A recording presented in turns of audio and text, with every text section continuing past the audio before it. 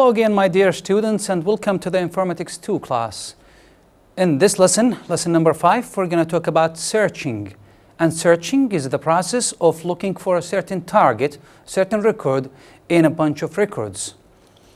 In this presentation, we're going to start with defining some basic notation that we're going to use throughout. And then we're going to introduce the what's so-called sequential search algorithm. After that, we're going to talk about what's so-called binary search, another searching technique. And then we're going to compare between these two algorithms and perform some sort of complexity analysis on these algorithms. Let's start from the first topic, which is the notation. Well, when we search for a certain record, that record doesn't have to be just a single variable, a single entry, but rather it could be generally the case, actually.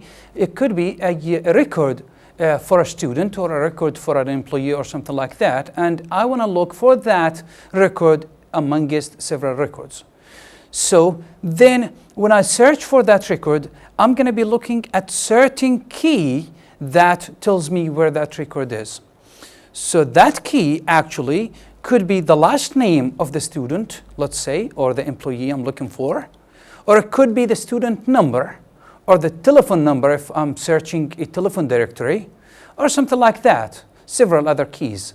The important thing is that this key has to be unique for all records throughout the list. Needless to mention in here that in the same manner we talked about internal and external sorting algorithms, there are, of course, internal and external search algorithms, and that has to do with the amount of data we are searching, and in a sense to where if this data is actually located in the local memory of the computer on the RAM, and that's when I have the manageable size of data, or when the data is too huge to fit in the memory, and then the data in that case is going to be stored on a secondary storage. Of course, the same way, we focused on the internal sorting algorithms, and in here we're going to concentrate and focus on the internal searches as well. Key comparison. Well, in our search for any entry, we're going to be definitely making some comparisons and some decision-making statements, like I want to check if A equals to B, or if A is less than B, or something similar. To do that, instead of having this big thing in our writings, we can always write macros in C, as you know from Informatics 1 class. For this purpose, we're defining two macros in here. The EQ macro, it goes like EQ between two parentheses, A comma B, and this is equivalent to this statement in here. So whenever we encounter this in our program, actually the compiler is going to convert it to this, and based on that, it's going to make the calculation and the decision it's about to do. And the second one is the less than, and that refers to A less than B. So if when I say LT parentheses AB, that means I'm checking whether A is less than B or not. Okay, let's start with the sequential search now, and this is the most intuitive searching algorithm, as a matter of fact, and this is the very basic one. Actually, the way it works, I will search linearly, sequentially, the list I have from the very beginning to the end, looking for the target for the student record or for the employee record I'm looking for. So I'm going to start from the very first record in the list and start looking into the records one after the other till I reach the end of the list, or I reach actually the record I'm looking for. So basically, I begin at one end of the list, or the array, for example, and scan until the key I'm looking for is found, or the other end is reached. In that case, the search is not fruitful, simply because the target I'm looking for is not in the list. Before I start looking at this, at the code of this, actually, whether the list is sorted or not, I don't care about it as far as the sequential search goes.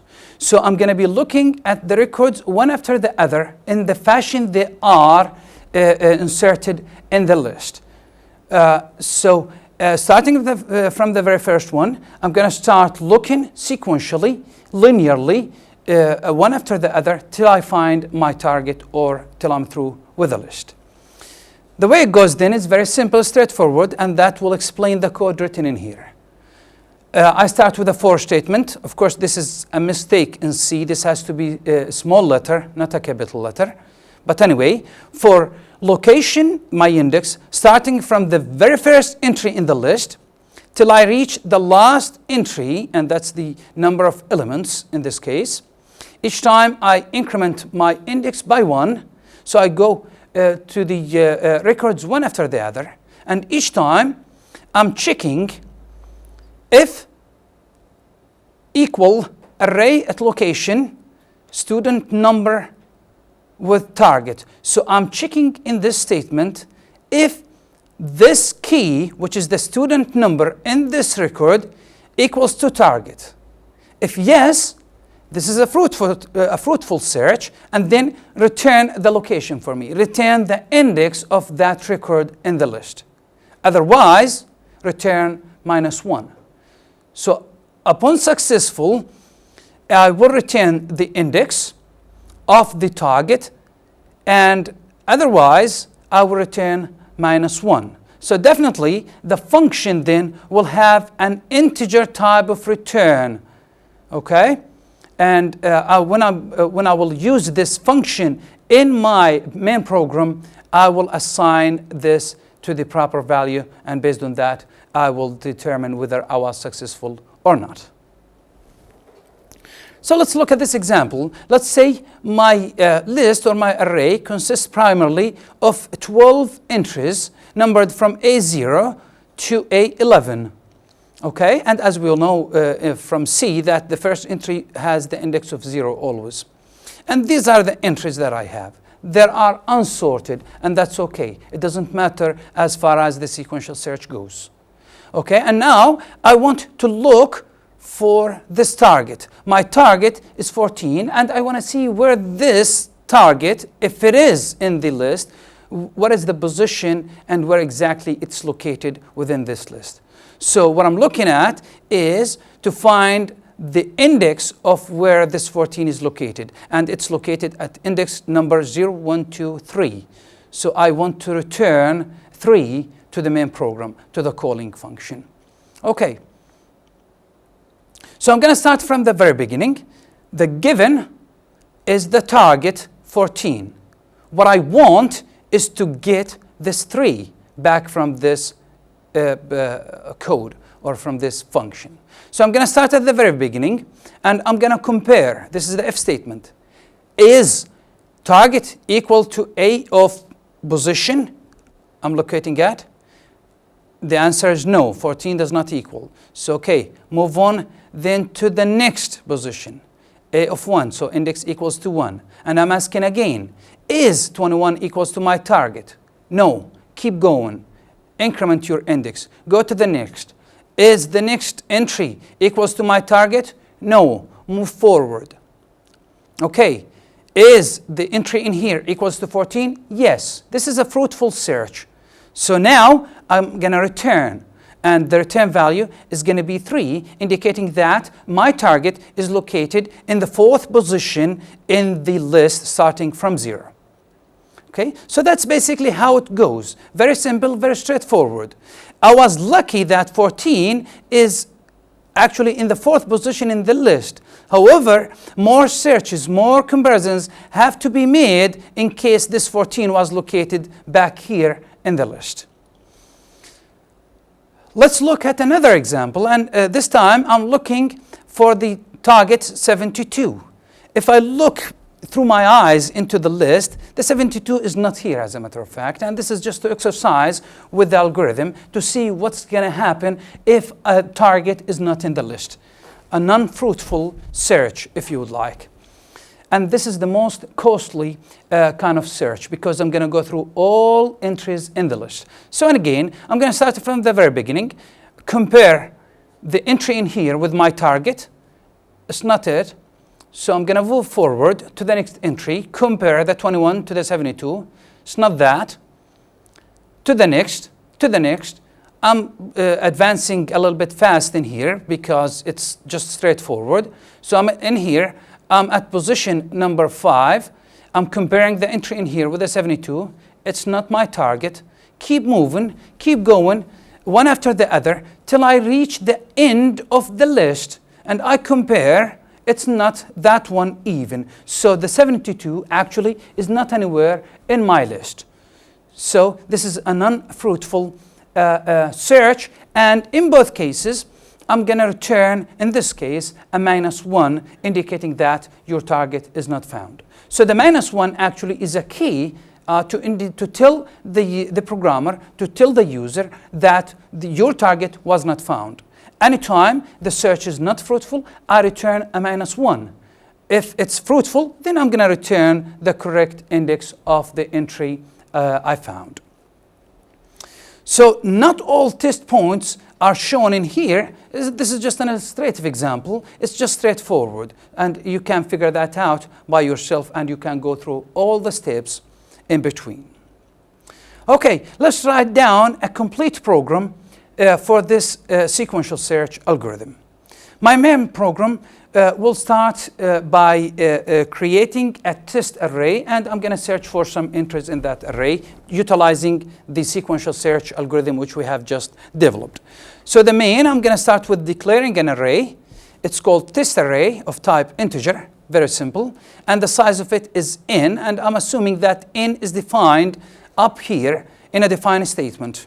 And so the number of elements in this list are n elements. And the indices go from 0 to n-1, and this is very basic, very obvious. You all know this. And then I'm defining my target, and this is basically going to hold the target I'm searching for. And index is going to refer to actually these indices for the list, and I'm going to use this in my main loop. And this function, I assume that there is some function already written which says read array. And basically, I'm going to pass to it the name of the array and the size of the array, and it's going to fill the array randomly with entries. Okay, and then what I'm going to do? I'm going to start with a do statement, a do while statement. We're going to see the end of it on the next slide.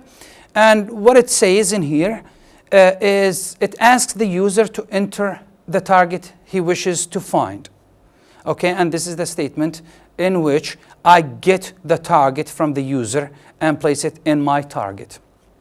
Okay, and now I want to go to the sequential search function. So in here, I'm saying if index equals to sequential search, I'm passing the array, its size, and my target. And I'm saying here, if the return value of this comes to -1, that means the search was not fruitful and target was not found. So I'm printing to the user on the screen, target, whatever it is, the target, my target, was not found. Otherwise, then target is found this time. So target, whatever it is located at index, and this index is the return value actually of the sequential search, and it's index in here. And in the previous slide I said index equals to this, so whatever return value comes from this goes to index, and this is basically the position of the target. So as a result of this function, of this program, it's going to always give me the position of target the user has provided through the scanf statement. Otherwise, that's if it's found. Otherwise, it's going to return a -1, indicating that the target is not in the list. Very simple, very straightforward, very clear C statements. No magic in there at all.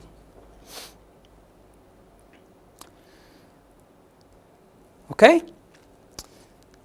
So the sequential search looks like this. We're repeating that in here in a better fashion, just because we introduced a third argument in here, the list, and that's the one I'm looking for, and the size of the list, and then the target I'm looking for. And this is basically a local variable called looker, which is going to be used as an index within this list to look for the target provided. So I'm going to start with a while statement, going through all the list, and I'm going to say just go as long as looker is less than last. That means I'm still in the list. And as long as target does not equal to looker, that means I did not find my target yet. If you did not find your target yet, or you are still within the list, then the while statement is gonna keep iterating. And each time, I'm gonna just increment my counter. So the loop is gonna keep going until either one of the two conditions met. Either I find my target or the list expired. So after that, if looker equal to last, that means the return value has to be -1. That means I did not find my target. Otherwise, I will return the position of the target wherever I found it in the list. So that's pretty much retyping what we have shown in the previous slide on the sequential search. Okay, let's go some complexity analysis to see how many assignments, how many comparisons we performed along the road to get to my target, or to say no, target was not found. Okay? Well, it's very simple and straightforward. We're going to go through the list one after the other, right? Till we find target, or till the list is expired. So the count of key comparisons is the main cost in the algorithm. We're not making any assignments. Basically, we're just comparing target with whatever entry at the current position. Okay, if yes, then I just return. Otherwise, I keep going until I reach the end of the list. No assignments whatsoever. So basically, it's just the number of comparisons in here. That's what counts. Okay, search for any record is equally likely. I mean, there's no difference between searching for entry number X or entry number Y. They're all equally likely. No advantage for one record on the other. So basically, then, if I'm lucky, I could find my target in the first position, or I could find it in the second position. Or if I'm not lucky at all, then it will be the last entry, or it's even not there. So to calculate the average number of key comparisons, then typically I'm going to add all of these up and divide by the number of the scenarios. Number of scenarios is the list n, and then typically it's 1 plus 2 plus 3, and this is a simple geometric series. So if I perform these calculations and use the big O notation, then simply this is going to come up to something like 1/2 of n, and this is very logical. I mean, logically speaking, if you have a list of 1,000 and you want to search for any target, hopefully you're going to find it in the middle, halfway through. And that's what we're saying in here. Yes, you could find it sometime earlier, or you could find it after that, but on the average, you're going to go through half the list. That's typically speaking, and that's what we call the average number of comparisons. Okay? So that's basically it. No assignments whatsoever. So it depends upon now the number of records I have. This number definitely is going to grow accordingly. Just some final remarks on the sequential search. It's very easy to understand and write, straightforward, very logical. However, it's okay if the lists are short. But if the list is huge, this could be disastrous. And I will give you this example. Assume that the list we're talking about in here is the telephone directory. And you want to look for the number of your friend, Laura. The list is not sorted by any meaning. No alphabetical ordering of the names. And you want to see what's the number of Laura. And so you're going to start from the first page in the telephone book, looking at every single name in this. Is Laura there? Is Laura there? And that depends upon your luck. If you're lucky, then Laura's name is going to be on the first page, at least. Second page. What if we're talking about 1 million records, 1 million entries in that directory? Okay, then definitely this is going to be a disastrous homework, especially if Laura's name comes on the very last page of the directory. Or even worse, if Laura's name is not even in the list. So you're going to spend the whole day flipping pages, looking for Laura's number, and Laura is not there to start with. Okay? And that's why it's really disastrous when your list is long. And that's why we want to avoid this. Well, how to do it then? There has to be some other ways of doing it. Yes, there are, and this is what's so-called binary search. What is binary search? Let's see. Well, in binary search, it avoids the limitations of the sequential search, and it avoids looking at every single entry in the list, but rather it's gonna go and check at some key points in the list. And based on that, it's gonna find the target very quickly, much faster than the way the sequential search has done. Let's see how that goes. Well, first of all, we have to know that binary search works on ordered lists. So the list has to be ordered either according to the numbers, to the student numbers, according to the alphabetical ordering of the names in the telephone directory, or according to any key, the key which we talked about in the notation. Okay, so that's a prerequisite for the binary search to work. And that's no big deal because we already have covered the sorting algorithms. We know how the insertion, selection, whatever, bubble sort, and all other ordered listing algorithms. And that's logical, and we use it a lot. And actually, we don't use the ordering and the sorting of the data just for the heck of the sorting. Actually, the main goal behind sorting data is because I want to make the search much more easier, and to make the life easy for people who want to search for anything in these lists. So this is a prerequisite for this algorithm to work properly. So works with ordered lists or arrays only. So assuming that your list is already sorted according to certain key, and then you want now to look for certain target within this sorted list. What am I gonna do then? Well, very simple. It looks like this. Here's my list. This is the first entry in the list, index 0. And this is the last entry in my list, index n. They are sorted. This is the smallest entry, and this is the biggest entry in here. Well, what we're gonna do? I'm gonna go right away to this entry in the middle of the array, okay? And I'm gonna check to see if this actually is my target. If I'm lucky and my target in the middle of the list, then I find it and I'll go back. We're done. Well, what if it's not? Then I will make a decision. Is the target I'm looking for greater than this or less than this? If it's less, then definitely it's on this side of the list. Okay? In that case, don't worry about this half. So by just one comparison with the middle element, I will discard half of the list and will concentrate on the other half. If my target is bigger, then I will forget about this half and look for my target in this half of the list. So with each step in the process then, I'm gonna be canceling or discarding half of the list.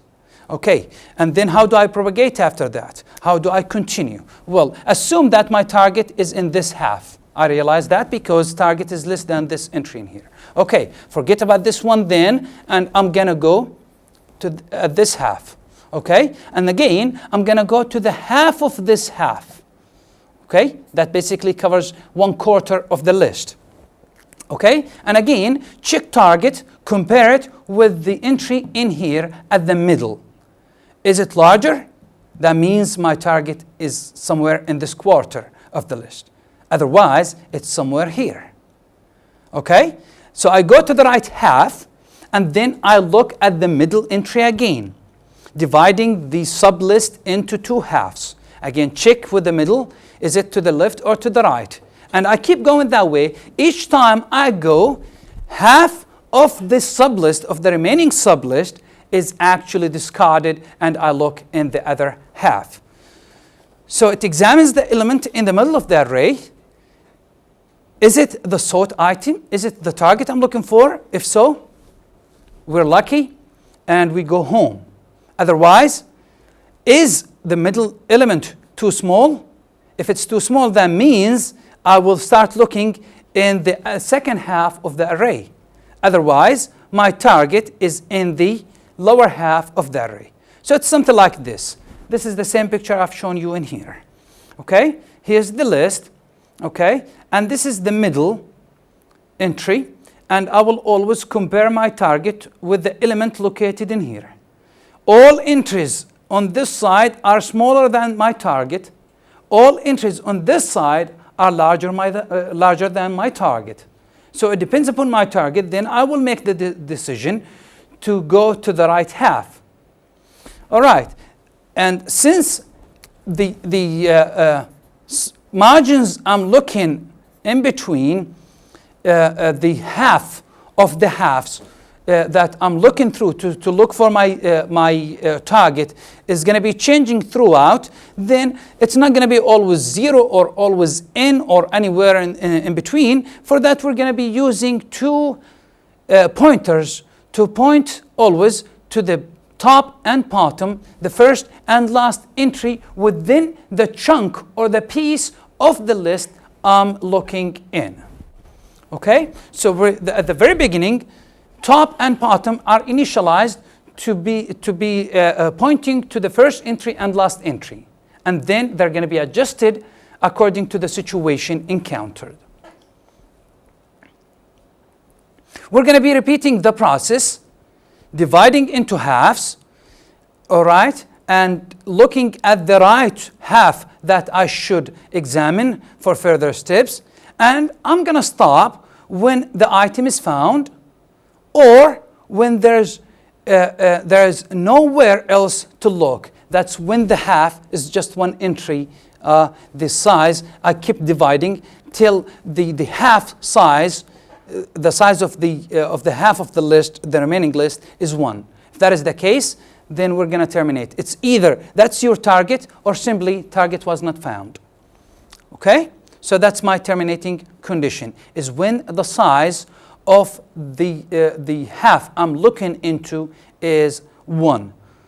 And at that moment, actually, as we're going to see in the algorithm, using the pointers top and bottom, that happens when both top and bottom, they're both pointing to the same entry. That means it's just one entry in the remaining sublist, and that's my terminating condition. Let's see. Assume that I have this list. I'm dividing it here so that we can see it on the screen.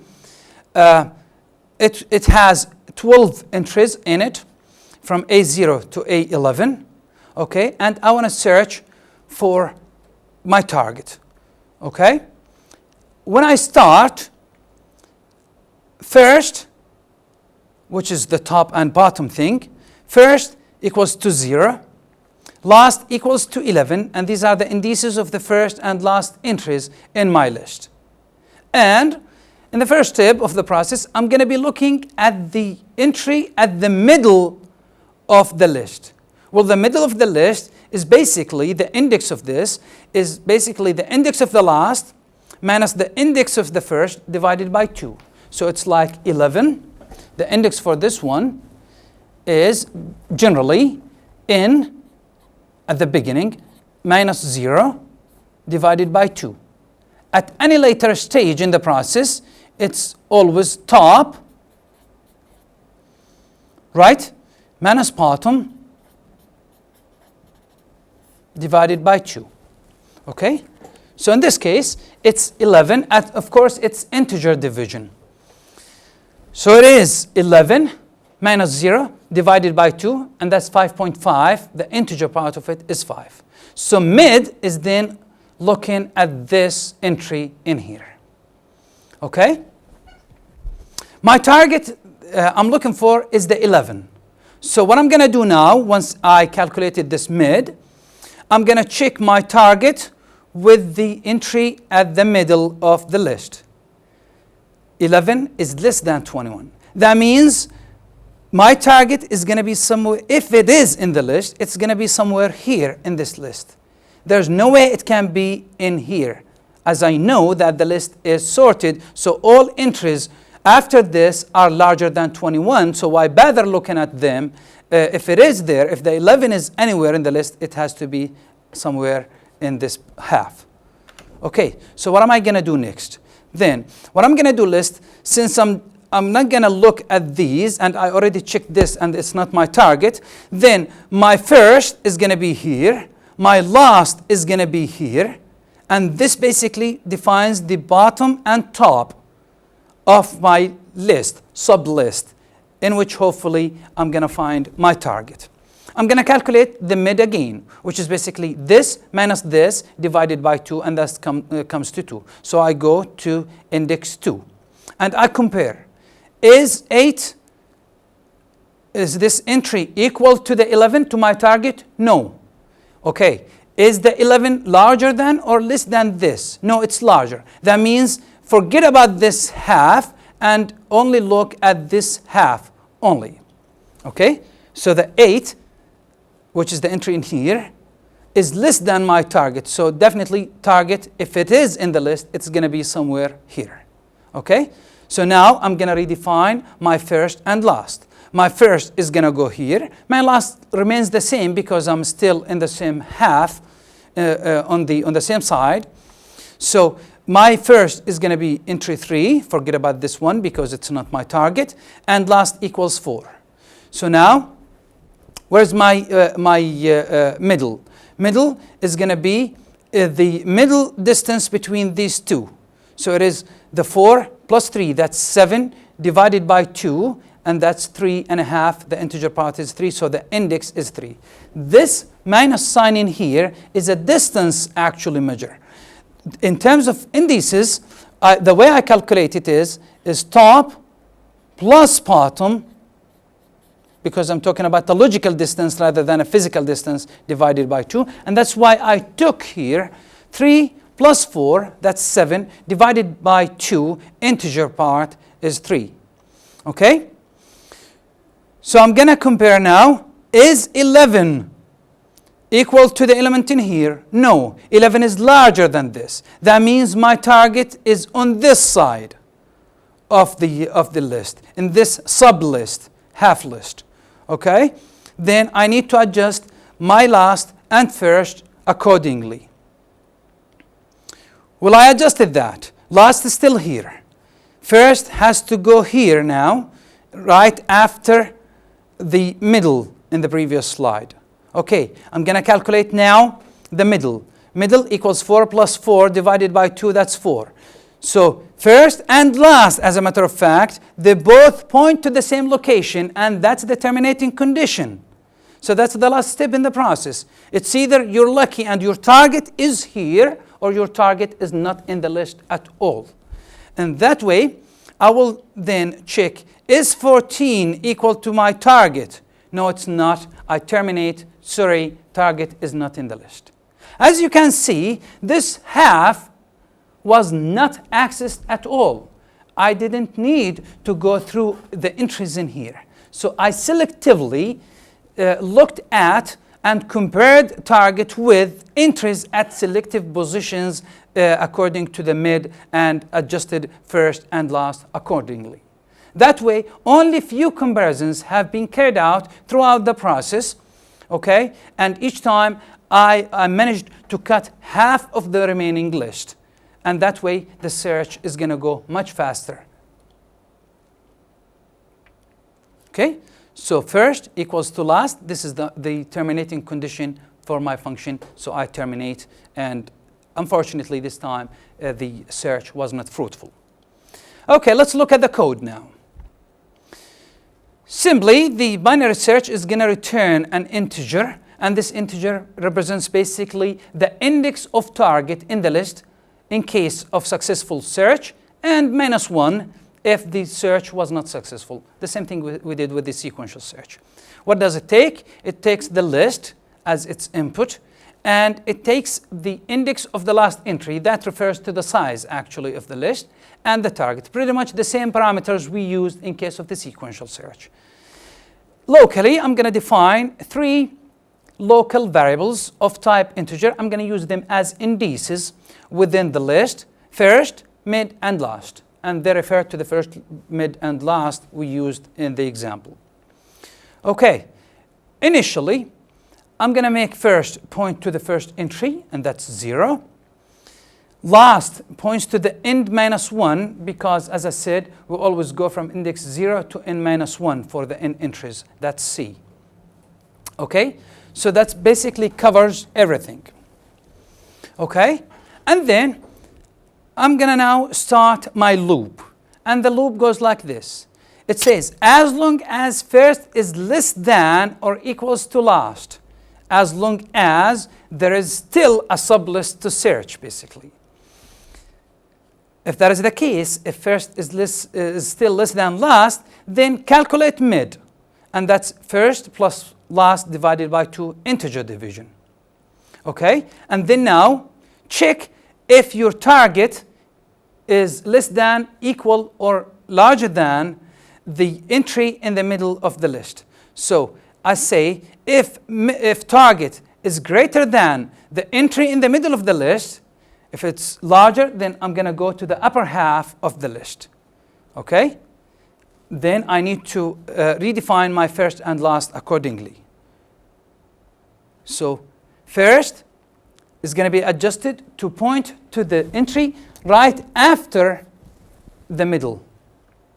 Okay? Else, of course, last is going to stay the same because we're talking about the upper half. If target is less than the entry at the middle, then definitely my target is in the lower half and I need to search for that. The first is going to stay the same. However, last is going to point to the entry right before the middle. And in that case, I only need to adjust last. So I say last equals to mid minus 1. Else, if it's not larger, not less, that means it's equal. Okay? So we're lucky. We found our goal. We found our target. And I just return the index of it. And the index of it is the mid. Okay? And I end that. I keep repeating this till I get to this point. Otherwise, the size of target of the sublist, remaining sublist, is 1, and in that case, last equals to first, and then that's my terminating condition, and that's when I'm going to exit the while loop. In that case, target is not found, and then I'm going to return a minus 1, a non-fruitful search. Complexity analysis. Well, I'm not going to go through the details of the complexity in here because we need to talk about binary trees, and that's beyond the scope of the course at this stage, at least. And that's why I'm just going to give it to you as a given, a God word, and you have to trust that. The order of comparisons is in the order of log to the base 2 of n, where n is the number of entries in the list.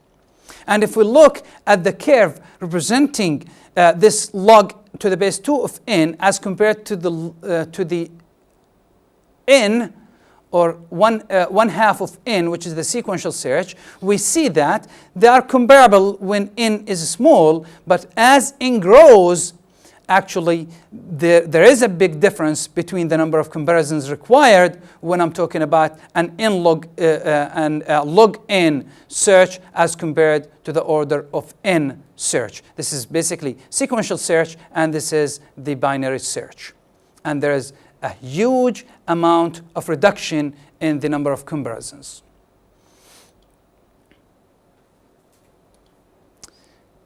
Just for your knowledge, here are some of the order behaviors. This is the log n, this is the n, and this is the n log n and others. We're going to see more of these as we talk about other techniques and other algorithms. This is pretty much what I want to talk about as far as searching algorithms goes. We have covered in this presentation the 2 main most commonly used techniques, the sequential search and binary search. For further information, you can go to the UNINETTUNO website, click on the MidNetU link, and you're going to find more examples and more interesting stuff. Thank you very much, and I will see you next time.